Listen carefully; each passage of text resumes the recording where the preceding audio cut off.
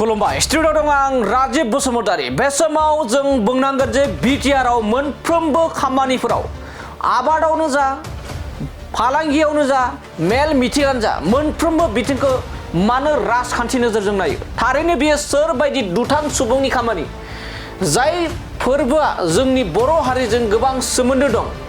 थांनाय 2013निफ्रायनो बे बावखुंग्रि फेस्टिभेलखौ गाजा गोमजायै खुंबोदों। हाग्रामा महिलारि बिथाङाबो बे बावखुंग्रि फेस्टिभेलखौ गोबां गाजा गोमजायै बे समाव खुंबोबाय थादों।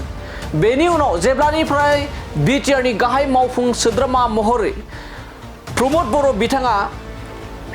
बिथाङा बिटिआरनि गाहाय मावफुं सोद्रोमा जादों बै समनिफ्रायनो आरो बै समनिफ्रायबो जे बावखुंग्रि फेस्टिभेलखौ साबसिननिख्रुइ साबसिन हामसिननिख्रुइ हामसिन खुंबोबाय थादों। नाथाय माखासे मेगन गोसा थारैनो बेखौ जों बुंनांगोन माखासे राजखान्थिनि आखु होनानै जेराव मोनफ्रोमबो जोंनि बिटिआरनि मोनफ्रोमबो हाबाफारियाव आथिखालाव राजखान्थि नोजोरजों नायनाया बारानिफ्राय बारा जाबोदों। बे समाव बुंनांगोन जे बावखुंग्रि फेस्टिभेलनि गाहाय दरखं मोखांनि जा लांगोनानि गेट बे गेटखौ सोरबा दुथां सिनाय मोनै सुबुङा सिमफायनानै गालांदों।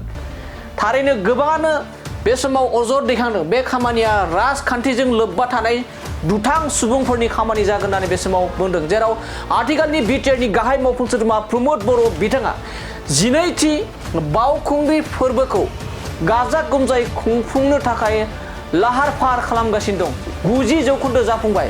बेनि उनाव सोरबा लांसुनिया दुथां सुबुंफ्रा बेबायदि हाबग्रा दरखंनि गेटखौ सिमफायना गालांनाया जोबोरैनो दुखुनांथाव होननानै बुंनांगोन। जेराव जोंनि माखासे बिटिआरनि माखासे ओनसोलाव मोनफ्रोमबो खामानिखौ आबाद बिथिङावबो आथिखालाव राजखान्थिनि बाथ्रा बुंनो नागारलिया। मोनफ्रोमबो बिथिङाव खौरां बिजोंखौबो राजखान्थिजों सोमोन्दो थानानै गोबां माने दान्थे बिदान्थे खालामनाय गुबुन मोनफ्रोमबो खामानिखौबो आथिखालाव राजखान्थिजों नोजोर होनानै गोबां माने बेफोरबायदि जाथाया जाबोगासिनो आरो बे बाथ्राखौ राजखान्थिजों आं बाथ्रा बुंनायनि गुबै जाहोनानो जाबाय गोबां सुबुङानो दाबि दैखांदों बे खामानिया राजखान्थिजों लोब्बा थानाय सोरबा दुथां सुबुंफोरनि खामानि जागोन होननानै गोबांनो दाबि दिखांनायखौ बे समाव नुनो मोननाय जादों।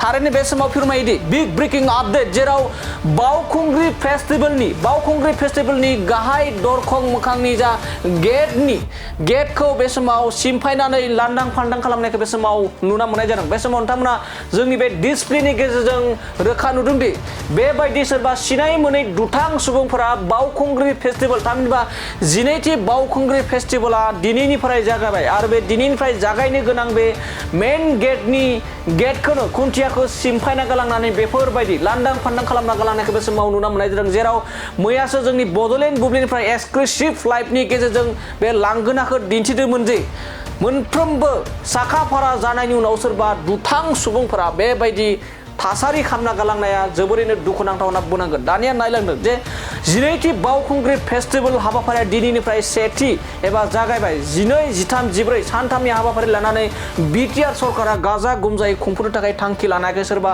मेगन गोसा दुथां सुबुंफोरा बे समाव बेबायदि खामानि मावलांनायखौ नुनो मोननाय जादों। दानिया नायदो जोंनि बे एक्सक्लुसिभ भिजुवेलनि गेजेरजों माबायदि सासे दुथां सुबुङा लांगोना गेटखौ बावखुंग्रि फेस्टिभेलनि मेन गेटनि दरखंखौ सिमफायना गालांदों जों नोंथांमोननो दिन्थिनो थाखाय आवगायदोनि।